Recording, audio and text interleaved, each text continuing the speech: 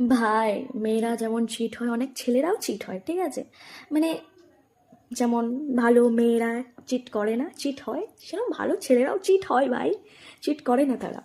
তো ভাই, ব্যাপারটা কি হয়, মানে মানে যখন একটা মেয়ে দেখে নেয় যে না, ছেলেটা ভাই আমাকেই ভালোবাসে, আমাকে ছাড়া কোথাও যাবে না, আমাকে নিয়ে পাগল, মানে মানে যাই হয়ে যাক না কেন, ছেলেটা আমাকে ছাড়বে না, যখন একটা মেয়ে ভাই এটা বুঝতে পারে, মানে একটা মেয়ে মানে খারাপ মেয়ে, বুঝলেন?